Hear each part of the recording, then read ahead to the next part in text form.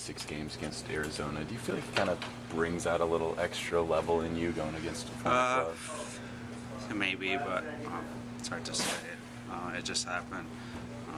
Today, we felt like we were playing better, but we're still losing 2-1 after 2 periods. So it was important for us to come out in the third and play hard and play well, and I think we did that. I was going to ask you about that. Shea said there was a feeling in the room that despite that sort of familiar feeling of being down on the scoreboard with being up and everything else, that there was a belief in the room that what happened in the third period was going to happen. Did you I think we knew that we were playing better, and sometimes the scoreboard, like this year, a lot of times doesn't show really how we've been playing, and it was really to just keep working, but stay in our system, not trying to like overdo and get caught, with it, and we just kept working, and it's a big one for us, especially lately, but it's a good start of this month, and I think that was important for us to leave November behind us and really focus, in front of us.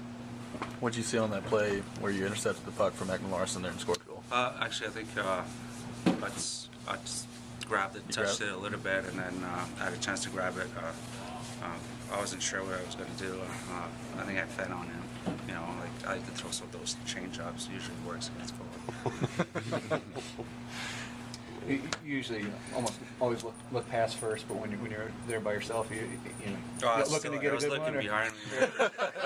There's someone to drop it, but no, I think I just had to shoot there, and I was lucky enough that it went in, and it was a big goal for us. But most important thing, the 2 points for us is what we needed, and like I mentioned just before.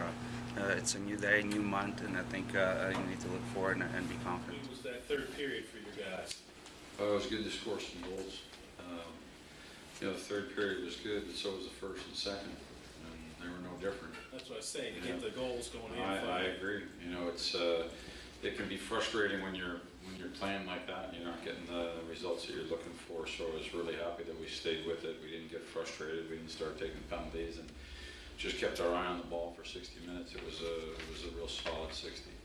Did you see that sense of urgency that you may not have seen on Saturday that you were speaking of this morning? Yeah, from start to finish.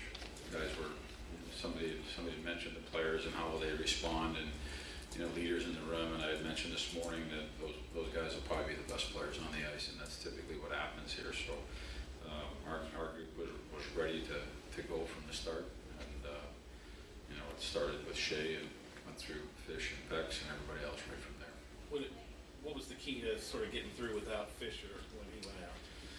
Guys jumped around quite a bit. We were juggling the lineup. Yarny had a real good game. He started on the wing with Ribeiro, and then he moved to the center for Mike. And Colton Sissons got more ice time and more responsibility. And Arvidsson had a heck of a game coming in here. I thought he was outstanding. So, the guys that got called up and put into the lineup, they adjusted, and we juggled and managed. But certainly, I think losing Mike is always tough. Is there any update on his condition? No update. Externally, meaning just outside of yourself and the coaching staff in the locker room, is Calle Yarncroc a player that doesn't get enough recognition for the things he does on a game-to-game basis? I mean, he's a smart player. We've always talked about Calle as being one of the smarter players. Just reads and always in position, doing the right things on the ice systematically. But he's got upside potential offensively too. And tonight was a chance for him to jump on the power play, scored a big goal for us. Jump back in center and move up the lineup and take on more minutes. And he was terrific. Forsberg sort of symptomatic of this team too. Maybe playing better than his goal numbers would suggest this season. Yeah, I mean, don't get me wrong. I don't want to just paint everything with one brush. There's games, generally speaking, where our team could have played better, and they're an honest group. They tell you the same thing. But there's games where we just snake bit. Philip's one of those guys. He'd walk out of there with 6 shots on net and 11 attempts, and not get anything to bounce for him. So tonight he was real strong in his game, and like you said, to start it all off, things dropped for us in the third period. Thank you.